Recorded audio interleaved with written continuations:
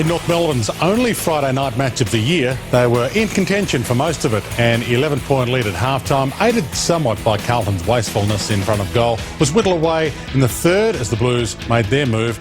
The score's level at three-quarter time. It was just a question of who would grab the initiative, and it was Carlton holding on to their top four spot with an 18-point victory, 11-14-80 to 9-8-62. A terrific match that seemed done and dusted by half-time as West Coast went into the main break with a 43-point lead. That increased to 50 points early in the third, but then the Bulldogs finally arrived, mounting an astonishing comeback. The Dogs had cut the margin by half of the final break and took the lead at the 18-minute mark of the final term. A thrilling final 5 minutes had the Eagles just holding on for an 8-point victory, 15-13, 103 to 15-5, 95.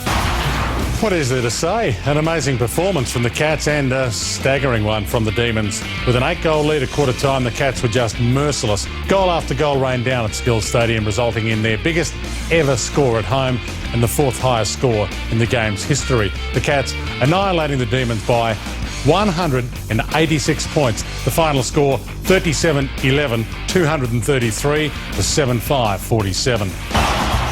A tough game in greasy conditions. St Kilda had control of the match from the outset, but not without a fight. Though the Saints led at every change, the margin never got out to more than 4 goals as the Suns continued to impress. But St Kilda just had too much class, getting their 5th consecutive win and solidifying their top 8 spot with a 20-point victory. The final score 10-14-74 to 6-18-54.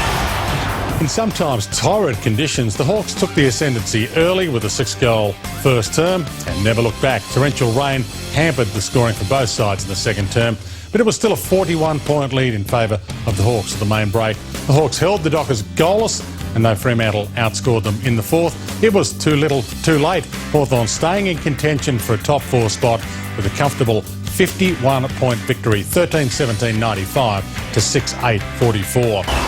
A scene-stealing first term by Essendon, kicking 8 goals to 4. When they went into half-time with a 12-point lead, it looked like the most unlikely of upsets was on the cards, but it wasn't to be. Decimated by injury, the Bombers couldn't withstand the Magpies' second-half onslaught. The three-quarter time margin, 18 points in favour of the Pies, and then they put the game to bed with a 10-goal-to-1 final term. The final score 25-16, 166 to 14-8, 92. With mainly pride on the line, the showdown was a tough contest from the outset. Though the Crows led at every change, Port wouldn't lie down. It became promising in the second half when they reduced the margin to just 11 points early in the third. The Crows got the margin back out to 24 points at the final change. In true showdown style, final quarter got a little fiery, but the Crows finished off the game with a 32-point victory, their 5th win of the season, and Mark Bickley's first as a coach. The final score 16-15, 111 to 11-13, 79. Striking.